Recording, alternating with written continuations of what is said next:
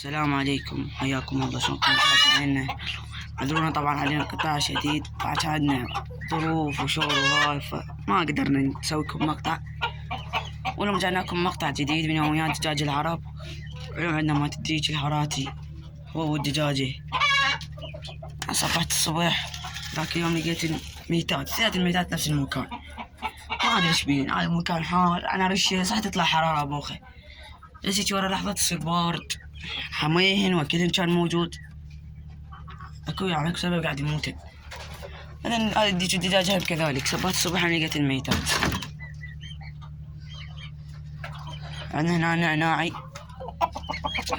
نعناعي هو ولبيبي اللي هي ام حسان ام ونعوسه بيضة خوف. هذا الديج وصل للموت يعني. كنت مخليه بالسطح بالبرج ومي واكل ويومي يرش للمكان، والمكان مو ترابه بسط. انا اتذكر مقاطع شايفينها. فكان هو الدجاجة الهراتية ذيك هم ماتت ذاك المكان، مو هذا ذاك المكان مال الهراتي مات بيه اول واحد.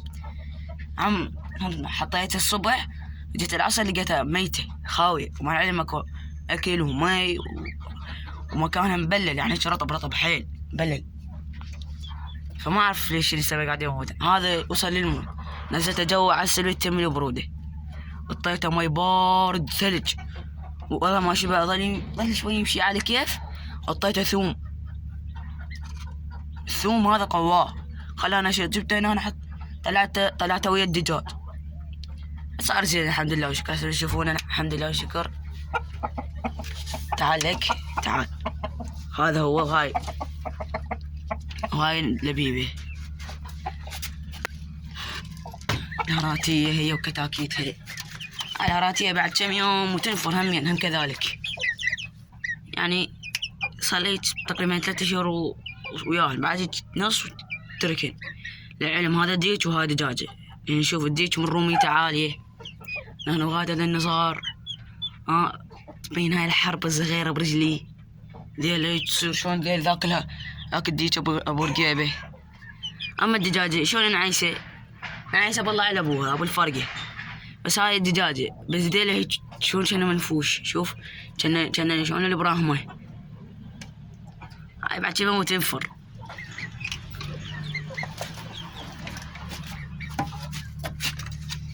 عندنا الفروجات الحلوات زورية وبنات لبيبة. هاي لبيبة تركتن عمرهن 1.5 شهر. فزورية امها هاي المضربة وينها ذيك ويا حسان، ذيك مضربة ويا حسان. هاي ام زورية، بس ذني امها لبيبة واختن نعايسة. بس ذاك متابعين. رجعنا لكم. هاي طلعت جبناها من برج حسان، هذا قلت لنا. فما قلت لكم هاي بنت المضربة وهذني بنات لبيبة. ذن تركتن عمرهن 1.5 شهر، وهاي تركتها عمرها 2 شهر. تعال شوف رجع عيدان اليوم ابو عدنان عيدان دجاجاتي. كانت المضربة ذيك كاركة، ذيك ام الكتكوت اشوفكم اياها فقست. كانت كاركة شوكية والمضربة ومزورية، كانت عادة بنفس المكان. فقاموا ذني الاثنين بقت بس هي المضربة. طلع واحد صبحت الصبح لقيته ميت، طلع الثاني صبحت الصبح لقيته ميت، طلع الثالث خليته ويا مزورية بذاك البرج. ورا 3 أيام لقيته ميت، ما اعرف ليش. هم اكل وما ياكلش. وهسه هاي وبعد ورا 3 أيام 4 فقست. واحد ميت في البيضة والثاني حطيته وياها. شوفوها ذيك طبعا كانت كاركة ونفرت، رجعت ويا عيدان. اشوفكم النجدية. هذين الفروجات اللي هو عدنان والهراتية والدوجة. هاي ام زورية اللي هي كانت وياها الكتكوت، لقيته هنا ميت.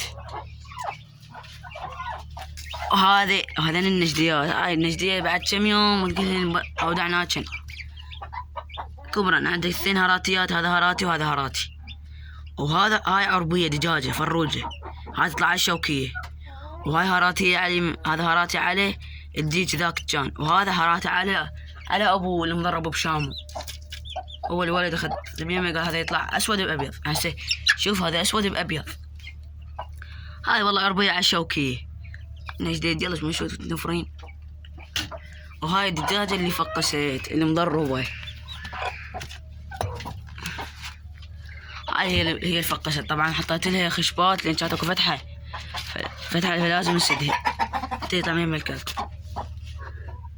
هاي اللي كان عنده جواز 2 3 و2 ما كانوا بقى بس هذا 3 ايام.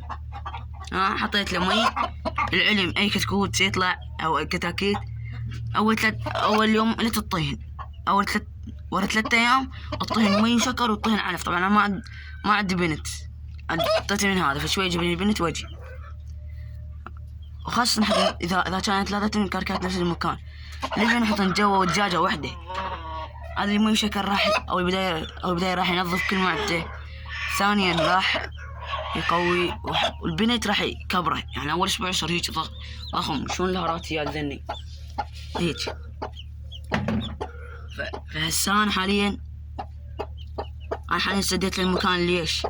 لان منا ومناك، لان المكان بفتحة شوي كبيرة فلازم نسد، لان اذا يطلع مثل ذاك لقيته طالع من جوا الفتحة هاي راح هناك جاي يشرب شو يسوي؟ ميت، طاقاته ميت. مع العلم ذاك معده اكل ومي ومكان نظيف ومويه ومخلصة الدنيا لقيتها. يعني هسه انا حتى حاطه مي وشكر. وهذا حساني هو قومه.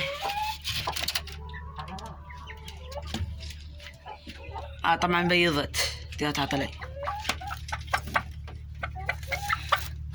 شوف طبعا بيضت. ما شاء الله اللهم صل على محمد.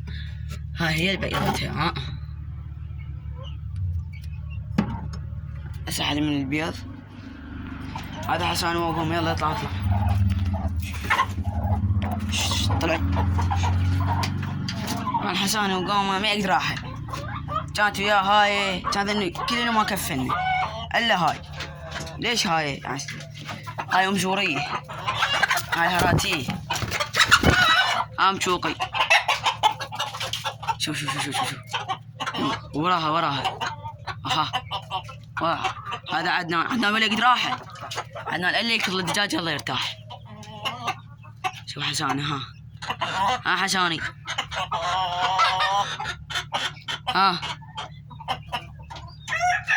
يعني انا واقف ويا راحت الليغاد شافها من بعيد جاها طياره طق الديوش ذبن الليغاد. ليش؟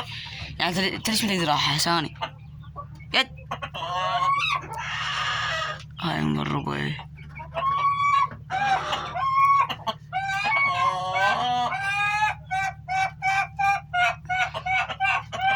برقيبه. هذا برقيبه قضاله اسبوع كش ماكو. طيب بس اكل وينام هناك فوق. حد ما لقيت نغنوغه هنا بالعومه. فتحتها لقيتها كذا. هذا العلف جبت لهن فقلت ولا اجيبها الهن. حر ومي بارد. الطين انا كنت وهذا العلف حار. صبت الصبح لقيتها مديك والدجاجه ميتات من ورا العلف.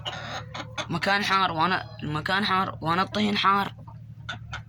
انا مش بدري اني بحار ولو ما حار وانا اجيب الهن ما اجيبه حار. احس هذا العلف خصوصا شتاء. عندك هاي الحنطه المخلوط هاي المخلوط اللي بحنطه هو هذا البارد تطي الهن. اما العلف غير العلف لا تطي الهن. شعير بارد يعني الشعير ساعات تطي الهن بالشتاء وتمرضن. فمن تطي الهن بعد بخيت من همه. هسه عندي تثلج اجيب لها شعير خاصه بيها ويطلع عليها. تعال هذا برقيب ما يقدر راح ما دام شاف دجاجه. هاي شوف حساني ما يقدر راح حسان همين. لا بعيدان يجرم.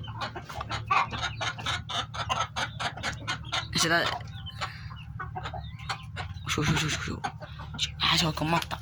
شوف ولا يقدر راحه. العلم طبعا عيدان وولينا عدنان وولينا بنات شو اسمه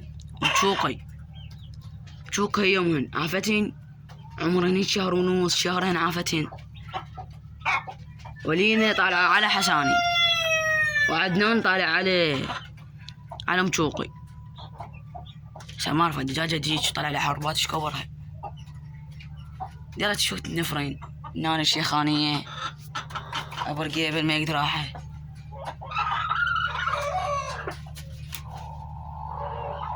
هذول عندنا هذا كركت.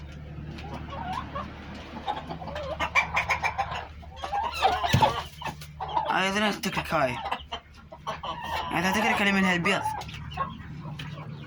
ما كرك يعني ما يكرك لأن حر وحتى ما كركت بالحر ما تطلع حسب القوة. طلع لي 4 أو 3 بقى بس هذا يعني بس هذا بقى. ليش؟ شوف نام جوا مو هاي عنده كيلو ما ذاك كبير. ذاك كان الشيخاني ضخم ما شاء الله. ابن حساني هذا بن عيدان مو بالحساني. عيدان اكثر. هاي الديوج طبعا. تعال نشوف الهارات هي. هذا الديج من طلع هنا راح يظل يضرب وعارك. تجي العيشة تكتلت داخله جوا. هاي الفروجة الحلوة ما يقدر. هاي شو قاعدة هيك. ايش بيك؟ يلا نفري. هاي بعد كم يوم تنفر. سلم لي من تنفر اشقلها. هو لو ما الدجاجة فوق ميتة ما عفنات ديك فردنا شو نسوي؟ ردنا نحط وياه هذا الدجاجة فما لحقنا. صبحت الصبح عديش لقيته ميت خاوي يابس. ذاك الديك الاسود صبحت الصبح هم يابس. هو نسيته يابسات. اريد اعرف شنو السبب قاعد يموتن يعني يعني شو اكل ومي. هسه قرأت التعليقات واحد كاتب لي من ورا العلف هسه اعرف مو جبت لهن يقولون لا. هسه انا اتعلمت طريقة انه الهراتي بالشتاء ما ينجني بالصيف بالصيف استغفر الله بالصيف ما ينجني الهراتي. بالشتاء من العاشور لحد 12 لواحد الثاني ينجني الهراتي بس العربة ينجني بكل وقت شتاء صيف اي وقت. بس الهراتي خصوصا الشتاء ينجني. هاي صيف ما يتحمل. انا اول يوم تموز صبحت الصبح لقيت تيج الدجاجة اللي مضربات بشام وميتات. وهذا صبحت ورا اسبوعين صبحت الصبح ميتات. وذيك الدجاجة ورا اسبوع صبحت الصبح لقيتها ميتة. يا محدبة كانت ويديت النعناعي يعني صبح يعني بس شنو يسوي حر. اذا حر نبيحن. الحمد لله والشكر. متابعينا بأي سؤال عندكم احنا نجاوب عليكم خدمتكم. وجوز الدجاج بالحر الدجاج بالحر ما يتحمل. عندك الهراتي ما يتحمل. شتاء ينجني صيف شتاء ينجني صيف ما ينجني. بس عندك الهراتي خاوي. الهراتي ما يجيب له ديك. هاي بس صفر وانا حط هنا طلع عليه فروجات. العرب بالصيف ينجيني. العرب صيف شتاء خريف ايش ينجيني.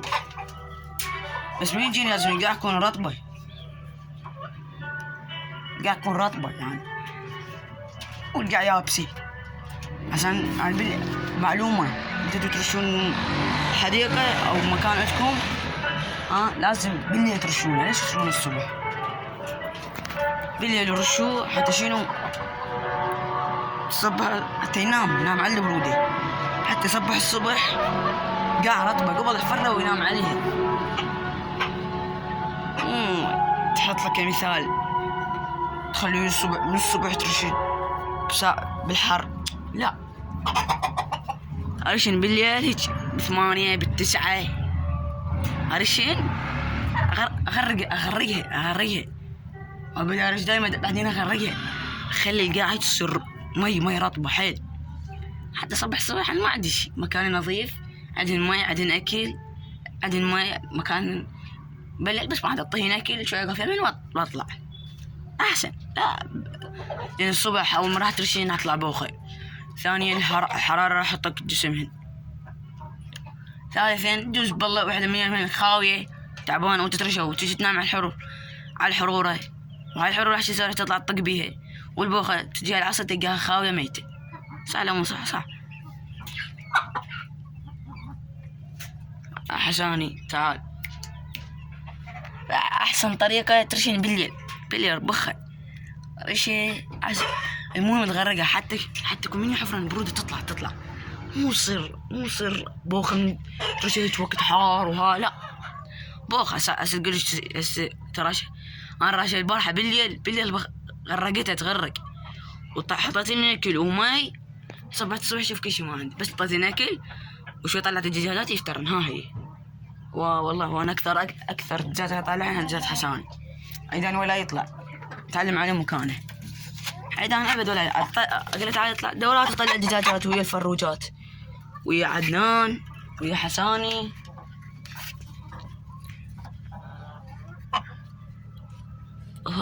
وأهم شي متابعينا إذا عندكم سؤال كتبوا لنا بالتعليقات، احنا بخدمتكم. معذورين عندنا قطاع عندنا ظروف، وها حتى هاي الظروف اليوم قاعد هم يموت ديوته والدجاج.